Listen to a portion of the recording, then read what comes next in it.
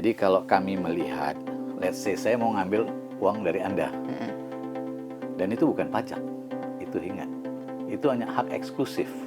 Hati nurani, saya bukan salahkan lembaganya atau siapapun yang bayar, tapi coba hati nurani kita.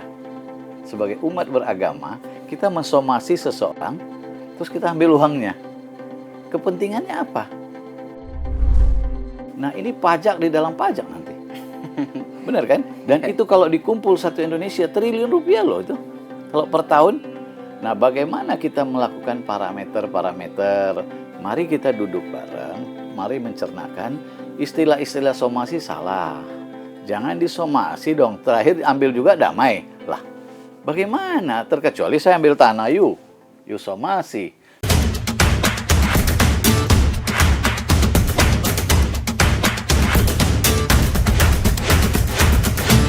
Halo Tribuners, jumpa lagi bersama saya Ahmad Haris dalam program Bincang Santai tribunbanten.com.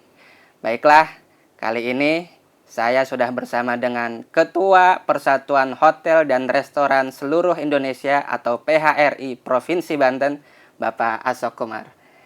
Selamat siang Pak. Selamat siang. Assalamualaikum. Waalaikumsalam. Gimana kabarnya nih Pak? Kabar baik sekali. Salam Tribun. Salam lokal, mata lokal menjangkau Indonesia. Menjangkau Indonesia, luar biasa. Kalau PHRI gimana salamnya Pak? PHRI, solid, speed, smart. Smart, oke. Sibuk apa nih Pak? Ya, sementara tetap masih kesibukan di hospitality lah. Masih tetap ya. di perhotelan lah ya, dunia perhotelan, pariwisata. Jadi keliling-keliling. Ya, selalu demikian saja karena sekarang di Emban sudah masuk 2 tahun menjadi ketua perhimpunan, mau tak mau kita hotel untuk PHRI itu kan bukan profit, tapi benefit. Apa yang didapatkan oleh anggota benefit tersebut ya. Pak, bisa dijelasin Pak perkembangan perhotelan, industri perhotelan saat ini di Banten khususnya Pak? Seperti apa? Cukup baik sekali. Cukup baik ya. Karena kita melihat sekarang banyaknya investasi baru bermunculan. Contoh di pesisir pantai yang tadinya itu hanya paling tinggi Marbella, 8 lantai. Sekarang kita ada 20 lantai. Di perbatasan Kabupaten Serang dan Pandeglang. Yang awalnya itu untuk Grand Mercure, kemudian mereka roba-roba untuk mungkin akhir tahun atau 2026 pertengahan mereka buka. Sekarang sudah masuk ke tingkat finishing. Nah, dengan 300 kamar. Ya, berarti konvensional, dan itu sudah konstruksinya sama halnya seperti Marbella. Itu dengan guncangan skala Richter katanya nggak bisa goyang. Kayak Marbella itu 9. 7 dia nggak goyang, nggak kelihatan. Jadi itu persis dekat bibir pantai. Tapi mengikuti zonasinya semua sudah ikut. Jadi dirancang supaya tahan gempa sekian Richter gitu ya? Ya, sekian Richter untuk begitu, karena ada di pesisir pantai. Kita bangga juga sehingga kita bisa lihat investasi kalau sudah datang hotel-hotel franchise itu akan maju sekali. Karena sampai hari ini rumah makan internasional yang franchise dari Anyer sampai Carita belum ada. Belum ada di pesisir pancar, McD, Kentucky dan sebagainya. Nah, ini yang kita mudah-mudahan dengan adanya nanti yang Grand Mercure ini yang awalnya, terus nanti dia berganti franchise lagi sampai mereka firm, itu kita akan dapatkan. Begitu juga di Lebak sekarang, di Rangkas Bitung itu dengan grup kami juga, itu dari Pakon Groups, dia membuat ini konstruksi Grand Kesia 5 lantai. Nah, itu dalam waktu dekat juga selesai, mengharapkan akhir tahun ini sudah bisa di opening. Jadi cukup besar lah. Begitu juga di Tangerang, Haris Hotel dan sebagainya. Banyak hotel yang muncul dan sebagainya, Aston dan sebagainya ya. Ini merupakan geliat-geliat. Nah, kuliner sudah nggak bisa dihitung lah. Itu muncul setiap kali, dan ya kalau kita pikir lama-lama orang buat apa lagi jadi ASN kan tiap tahun itu kan. Apalagi seasonnya udah hotel berkembang, multiplier efeknya berjalan semuanya. Pak, dengar-dengar sekarang pemerintah sudah mulai membuka keran anggarannya untuk daerah gitu ya Pak ya. Itu apakah sudah mulai berdampak ke pertemuan di perhotelan? Kalau kami itu selalu punya ekspektasi something is better than nothing. Sesuatu itu lebih baik daripada sama sekali nggak ada kan, benar kan? Jadi kalau sudah ada ya kami berterima kasih sekali. Namun ada hal-hal yang belum dibuka totally gitu. Tetapi para penggeliat perhotelan, para general manager dan owner semua mereka sudah membuat segmen-segmen yang bagaimana mengisi. Jadi kita tidak termina bobo hanya ekspektasi dari government. Nah, kenapa investasi itu mulai bisa lebih cepat sehingga uang itu berputar kepada kita di sini juga. Jadi sehingga harapannya sekarang segmen government itu kita tidak bikin terlalu besar. Awalnya besar. Karena kita melihat di situ perputaran untuk multiplier effect pada lain itu kita mengambil kepada masyarakat setempat multiplier effect dari tukang kertas sampai tukang sayur ternak dan sebagainya, ini luas dia. Jadi itu mereka hidup. Jadi kalau sekarang meeting dibatasin berarti kita harus convert kepada pola yang lain. Berarti kita harus cari corporate, kita harus cari segmen-segmen lain, atau membuat event untuk berskala internasional. Nah, mestinya pemerintah hadir di situ. Kalau ada yang dikurangin, harus ada yang upaya dari pemerintah, kan begitu. Sehingga balance gitu. Jangan sampai usahanya tumbuh, tahu-tahu dia wabillahi taufik gitu. Tapi sejauh mana Pak komunikasi antara perhotelan dengan government, Pak? Cukup intens kita, cukup intens dan kadang kebijakan suka berubah-berubah. Kemarin A bisa B, B-nya kebijakan tadinya boleh rapat terus nggak boleh, buka lagi tutup, buka tutup ini. Jadi akhirnya kita pikir kayak itu aja yang di Transmart punya apa namanya? Parkir itu. Parkir. Tetapi nggak apa-apa, kami mau belajar dari itu, membuat lebih kami solid lagi. Jadi kami tidak boleh juga termina bobo ataupun manja. Oke. Jadi kita harus cari shifting market yang bisa survive sehingga GOP kita itu betul-betul gross operating profit yang harus kita capai. Walaupun untuk tadi ada government kan sekian puluh % kita lumayan ya. Karena kalau government, local government itu length of stay-nya banyak. Tuh. Ya kan? Nah, FIT-nya dengan free independent by travel, apakah itu walk-in ataukah by reservation, begitu juga dengan long stay dan sebagainya gitu. Kemarin di Cilegon tuh ada budaya ini Pak ya, tari-tari itu ya dari luar negeri itu lumayan berdampak nggak terhadap perhotelan? Berdampak, cuman memang government involvement itu kalau yang dilakukan oleh Cilegon, provinsi juga mestinya ikut serta dalam memeriahkan. Jadi ini jadikan kalender event dan dijual sampai kementerian mestinya. Sehingga itu event cukup bagus sekali. Tetapi jangan hanya dibuat untuk muatan lokal saja. Ya, padahal kan ada orang Korea, Iya. ada orang India, ada orang Belgia itu kan Pak ya. Iya, jadi jangan dibuat hanya untuk mikro. Kita harus pikir juga untuk makro. Apa impact dengan adanya situ? Mikro ya oke, yang dagang-dagang laku. Makronya kita dapat dengan event tersebut itu sangat luar biasa.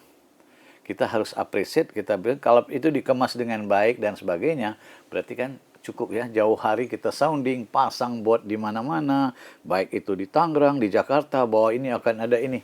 Nah, geliat itu nggak kelihatan. Nggak kelihatan ya. Tiba-tiba kita lihat, ramai sekali, bagus sekali, macet aja sudah. Iya. And then ya akhirnya kita bagaimana pariwisata itu kan sustainable, berkelanjutan, berkesinambungan.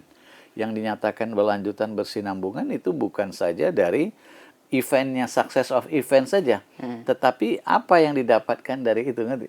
Ya, orang yang tadinya harus tanggal berapa tinggal, mestinya dari tanggal, jadi length of stay-nya bertambah, terus kita harus atur makanan-makanan yang biasa mereka dari negara-negara tetangga dan sebagainya. Ini, tetapi kita tidak boleh komplain juga, kita harapkan ini ke depan mesti dilakukan lebih baik. Gaungnya nggak kelihatan kan? Hanya sepelintir. Coba orang Lebak jual sana, Lebak sana jual. Semua orang jual dari itu gaung. Banten itu dikenal nanti. Kayak Bali bikin 10K aja bisa gaungnya kemana-mana. Daerah mana. Sekarang orang luar negeri sudah bisa datang. Berarti kita punya prospek yang baik. Gitu. Ya. Nah Pak, sekarang ini sedang happening nih Pak ya. Isu saat ini tuh soal royalti musik nih Pak. Ya kan? Dan ngikutin juga ya? Yang lumayan ngikutin juga nih Pak. Dan sekarang sudah merembet ke, kalau beberapa bulan yang lalu itu royalti ini gaungnya hanya antara pencipta lagu dengan penyanyi, performer. Tapi sekarang sudah mulai itu Pak, royalti musik ini merembet ke industri perhotelan, industri restoran, kafe, macam-macam ya. Sampai yang terbaru kan kalau tidak salah sebuah restoran Somasi. di Bali itu kan dituntut sekian Somasi. M. Ya, Somasi ya. Itu gimana Pak dari PHRI melihatnya itu? Kalau saya bukan dari PHRI aja, saya juga sebagai Wakil Ketua Umum Bidang Pariwisata Ekonomi Kreatif di Perkumpulan Orang Banten, Serikat Media Cyber, begitu juga saya di Idepreneur dan Ketua Dewan Pembina Utama Ikatan Engineering. Jadi kalau kami melihat, let's say saya mau ngambil uang dari Anda, dan itu bukan pajak, itu ingat, itu hanya hak eksklusif. Kalau itu berbentuk pajak, itu semua sudah kita tahu kan, itu masuk ke kas negara. Kalau bukan kas negara, ya kita kulo nuwun yang baik. Bagaimana kita mensomasi seseorang, hati nurani kita gimana? Kemudian yuk ambil juga. Hati nurani, saya bukan salahkan lembaganya atau siapapun yang bayar. Tapi coba hati nurani kita. Sebagai umat beragama, kita mensomasi seseorang, terus kita ambil uangnya. Kepentingannya apa? Ayo, untuk pencipta lagu. Ya kan? Memang kita bilang ada Undang-Undang Nomor 28 Tahun 2014, oke, dan sebagainya. Ada PP-nya 21, 56 sampai tahun 2021 juga. Ini betul mengacu. Semua sekarang dilakukan revisi dan sebagainya. Lakukanlah pendekatan. Bikin dari pusat, ada turunannya. Kan ada provinsi, ada sini, dan sebagainya gitu. Kalau nanti hari ini itu musik, besok tuntut lagi orang film. Bikin dong lembaga-lembaga lagi.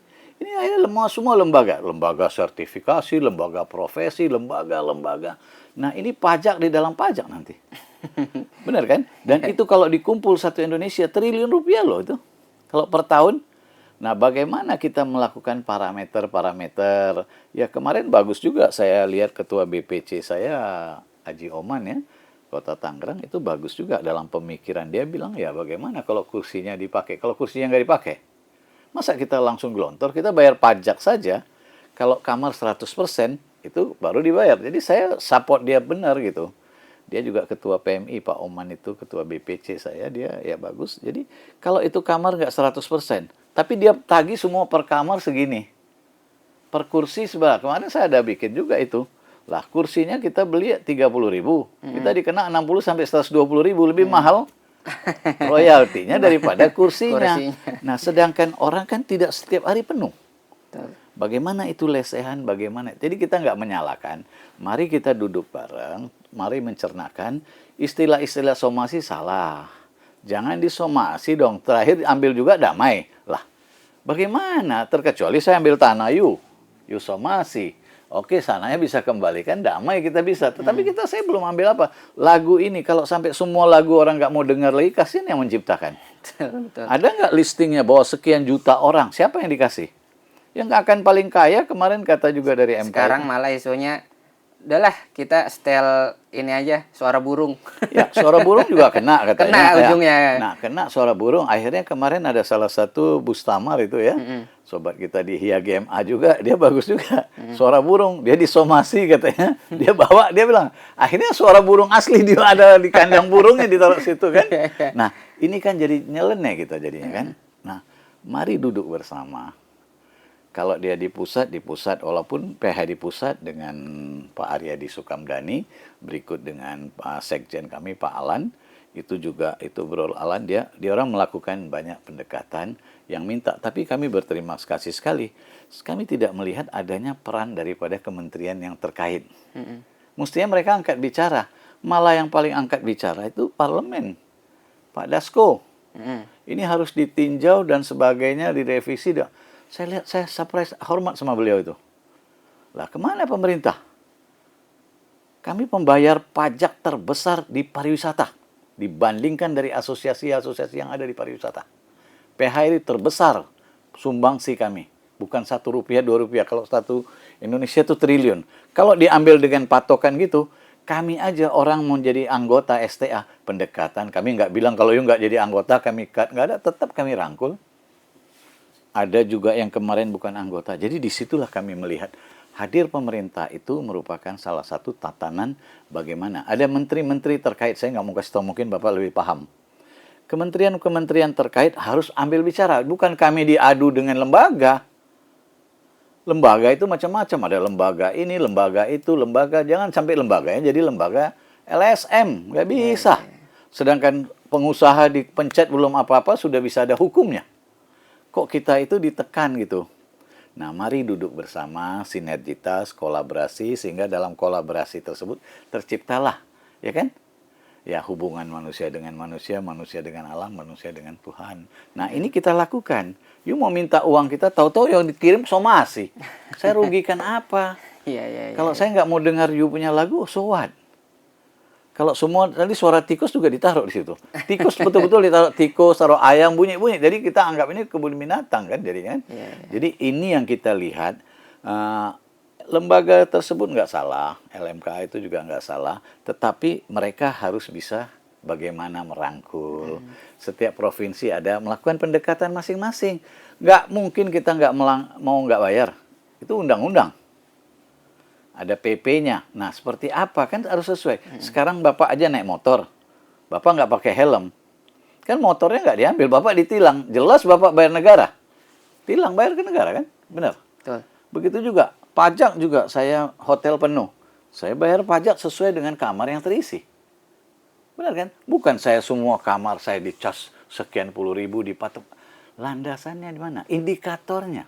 Jadi ini, kita bukan mau saling ini ya, berdebat, tidak. Kita marilah duduk bersama, membuat kultur. Karena PHRI juga bilang, mari daerah-daerah melakukan satu pendekatan. Tadi saya baca di grup bagaimana pendekatan dengan LKM yang ada, LMK yang ada duduk bersama, kita lihat kita bisa duduk.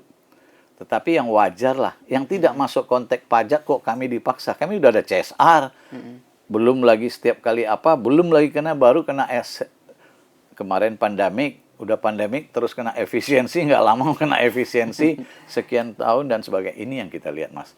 Jadi kalau kita sudah mencerna dengan baik, dengan akal yang sehat, sehingga karena kan tugasnya LMKM tuh cukup jelas. Indikasi dia cuma apa? Mengutip, menghimpun 3M. Mendistribusi. Nggak ada di situ untuk tuntutan. Untuk mensomasi belum bisa. Hanya 3M yang harus dilakukan. Mengutip, menghimpun, dan mendistribusi. Distribusikan. Nah, kenapa harus kita disomasi? Bahasa kan santun. Pemerintah aja kita nggak bayar pajak, ditulis ini satu kali, tolong dilihat. Itu yang legal, Mas. Yang tahu kita bisa lihat, kita kejar PAD-nya. Ini kita bisa kejar nggak? Kemudian mereka ada bagian. 20% dikasih untuk lembaga. Dan sekian persen. Kemarin terjadi sebagai friksi mereka juga. Rekeningnya salah. Rekening salah. Terkecuali kita bajak. Lagunya kan ada salah satu penyanyi juga menuntut penyanyinya juga, saya nggak sebut ya di sini, dituntut karena dibajak. Jadi hak ciptanya keambil. Nah, gitulah kira-kira. Jadi kita bukan mau kencang sama siapapun, mari kita duduk bersama. Hand in hand. Apa yang bisa kita bantu? Ya, kalau hotelnya kecil, ininya kecil, ya porsinya kan beda. Hotel besar seperti apa? Jangan dipukul rata. Itu yang membuat berat. Jadi bukan tidak ada, tapi ketidakwajaran itu yang terjadi gitu, Mas. Benar kan? Benar. Jadi pada intinya para pengusaha-pengusaha restoran ini tidak menolak untuk membayar royalti itu Pak ya, tidak menolak, tapi sewajarnya. Iya, role play-nya seperti role apa? Ya. Ya mana mungkin, Mas, warung warteg yang kecil-kecil dia jual aja kosnya segini, terus dia kenain kursinya segini. Di mana kursinya lebih mahal royalti daripada kursi, Mas? Gimana kita ada capex, capital tahun depan mau beli royalti apa mau bayar royalti atau beli kursi kan gitu? Kursi rusak. Kami aja bayar pajak itu ada taping mesin disiapkan oleh negara. Bisa kontrol langsung hari itu dan taping box namanya. Jadi begitu kira-kira ya. Jadi terakhir Pak, apa harapan Pak Ashok nih untuk industri perhotelan di Banten khususnya ke depannya Pak? Harapan kita, pemerintah, mari wujudkan bahwa government involvement itu betul-betul ada. Beri kemudahan. Kalau saya selalu bilang, hanya satu-satunya yang bisa mengentaskan kemiskinan hanya pariwisata. Makin dia dikelola, dia makin bagus, makin indah, makin besar, dan sebagainya. Kalau Anda lihat hari ini saya seusia 62 tahun karena di pariwisata kan, Mas. Makanya bisa seger ya kan. Jadi kita melihat pemerintah harus memberi daya dukung. Nah, kami pengen juga sekarang mimpi kami dengan Pak Andra Soni sebagai selaku Banten 1. Itu kami mengharapkan begitu juga dengan Bupati Kabupaten Serang yang baru, Bupati Pandeglang. mari wujudkan, jangan sampai tiap tahun kita ribut hanya gara-gara ke pantai mahal, tiket mahal. Mari wujudkan ini, mudah-mudahan di Tribun ini didengar sama beliau. Beliau, Amin. kita cari investor, beli satu tanah seperti Bali, jadi tidak ada pantai itu dikomersikan oleh pihak lain. Nah, itu adalah punya negara. Sama kayak Pantai Kute di Sanur, Jimbaran, itu kan semua pantai negara. Gratis ya. Gratis. Nah, nanti di belakangnya ada beach walk. Yeah. Malam harinya hidup, malam hari orang takut, penerangannya nggak ada, ini nggak ada. Akhirnya itu aja PJU, kita lihat PJU, sampah. Nggak kelar-kelar. Jadi kita putar balik, itu namanya kita mundur.